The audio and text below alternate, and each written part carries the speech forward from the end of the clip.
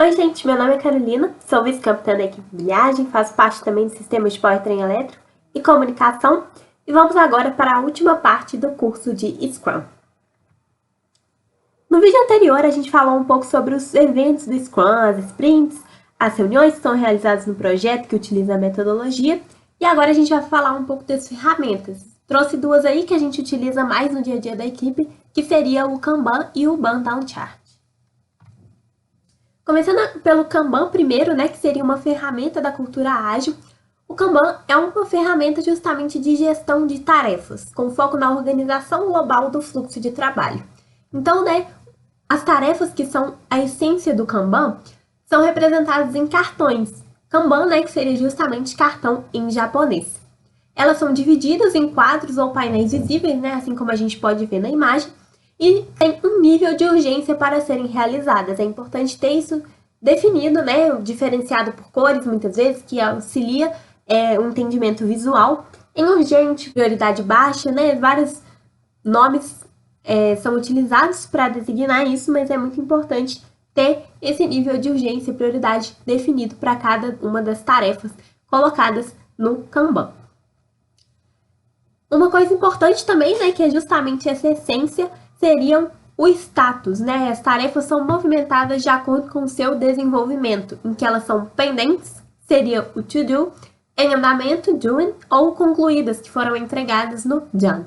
Então, é muito característico, a gente vê muitos post-its, as pessoas mudando os cartões, de lugar para designar e informar qual está sendo o progresso do desenvolvimento da atividade.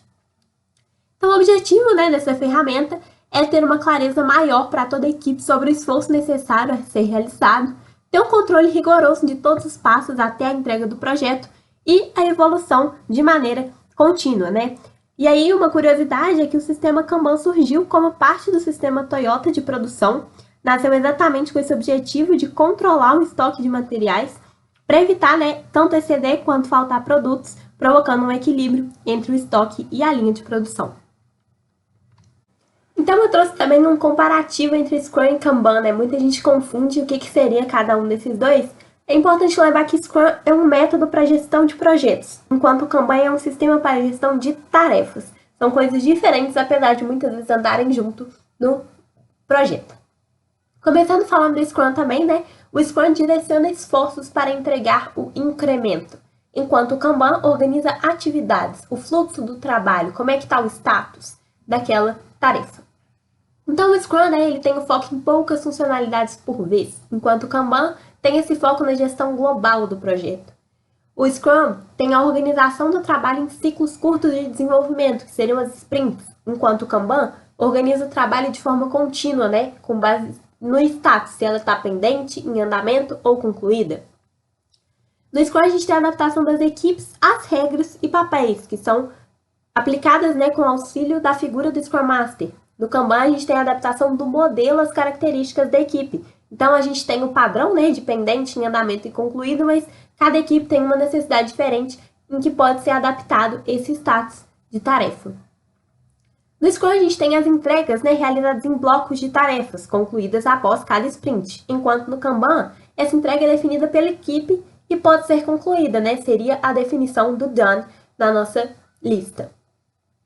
Por fim, falando sobre o modelo, o Scrum é um modelo com incentivo à mudança, O sprint requer sempre identificação de melhorias, adaptabilidade e resposta rápida, enquanto o Kanban seria um modelo de adaptação da organização em relação às tarefas para cada empresa. Aqui eu trouxe também duas sugestões, de plataformas gratuitas que podem ajudar vocês, que já tem um recurso que auxilia, na utilização do Kanban.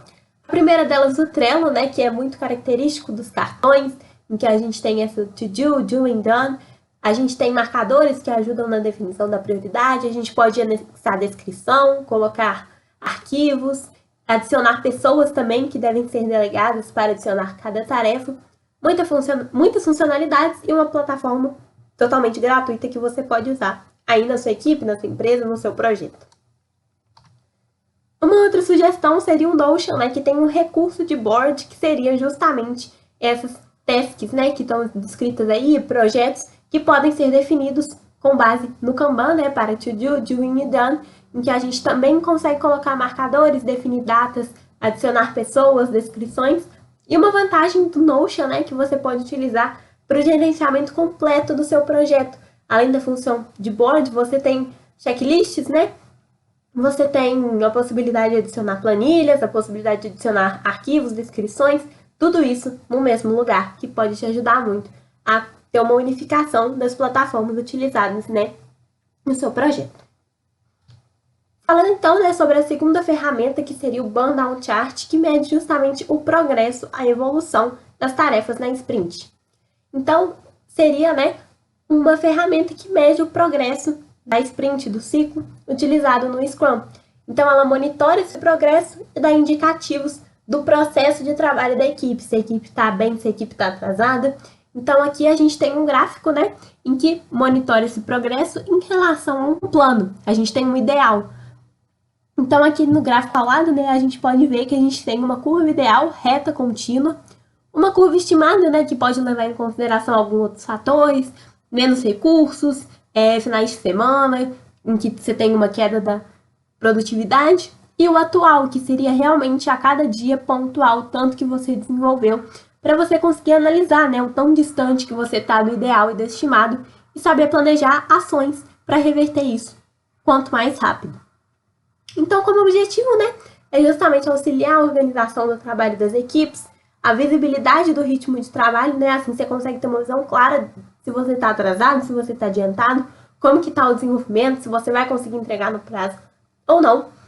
E a estimativa do trabalho, que ainda resta ser feito no sprint, né, é calculada diariamente. Você tem essa continuidade e rapidez para você analisar isso dia a dia. Mostra também, né, o restante do trabalho a ser feito, né? A gente consegue, pela diferença aí das curvas e até pelos gráficos, né, entender isso. Permite, por fim, né, identificar se há algo de errado com a estratégia da equipe. Se você está muito atrasado, algo de errado está acontecendo, você precisa agir o mais rápido possível. Então, analisando o gráfico aqui, né, a gente tem que no eixo vertical, a gente tem a quantidade de trabalho a ser realizado, muitas vezes medido em pontos. Então, no Burndown, né, a gente inicia com o total de pontos e esses pontos, né, vão diminuindo à medida que a gente vai concluindo atividades até serem zerados. A gente tem, né, no eixo horizontal, então, o dia das sprints. É algo que é atualizado diariamente pelo Scrum Master, né, que justamente é quem está ali para auxiliar no gerenciamento do projeto e garantir que o Scrum seja feito do modo correto. A gente tem uma variação também, né, do Burndown, que seria o Burn Up, que iniciaria do zero até chegar nos pontos totais, né? Então, ao invés de ser um gráfico decrescente, seria um gráfico crescente. Aqui eu trago o exemplo, né, de Burnout que nós utilizamos dentro da equipe. É simplesmente uma planilha de Excel em que a gente configurou para ter todos esses cálculos e a gente representa em azul o gráfico ideal e em vermelho o real, atualizando todos os dias a porcentagem desenvolvida de cada tarefa, de forma que ele calcule quantos pontos já foram concluídos, realizados, e a gente tem uma visão global de como está o desenvolvimento da equipe. É muito simples, tem muitos tutoriais também ensinando como fazer todos esses cálculos, produzir um gráfico, interligar com as tarefas, né, de modo que você só preenche o tanto que ela está concluída, ele já converte em pontos e gera o gráfico automaticamente. É muito simples hoje, tem muitas ferramentas para te auxiliar quanto a isso. Por fim, então, eu trago uma visão geral, né, do Scrum, desse processo, trazendo um resumo de tudo que a gente viu no curso, um pouquinho, né, do que seria. A gente tem a visão, a gente tem o cliente, o Product Owner define o Product Backlog, né, em que a gente, a cada Sprint Planning, que seria um evento, uma reunião, seleciona as tarefas que serão feitas naquele sprint, na backlog da sprint, e aí a gente tem esses ciclos de 2 a 4 semanas, em que a gente tem uma reunião daily, né, que a gente monitora esse processo a cada 24 horas. No final dessa sprint, a gente consegue entregar um incremento, a gente passa por uma reunião de Sprint Review, onde a gente avalia como é que foi o processo, o que pode ser melhorado, uma Sprint Retrospect, com essa mesma ideia, e por fim a gente inicia o ciclo de novo, fazendo uma Sprint Planning, planejando o próximo sprint, dia após dia, sprint após sprint, até ter o nosso produto final completo entregue para o cliente, que é muito ativo nesse processo com feedbacks. Aqui nós temos as referências bibliográficas, né, que a gente utilizou e teve como base, além da experiência da equipe, para trazer para vocês um conteúdo da melhor forma. E é isso, gente. Encerramos então o nosso curso de Scrum. Muito obrigada a você que acompanhou até aqui. Estamos sempre lançando novos cursos de diversos assuntos aqui no canal, das áreas de eletrônica e mecânica também. Acompanhem a gente, se inscreve no canal, deixa seu like, ativa o sininho para não perder os próximos vídeos. E é isso, até mais!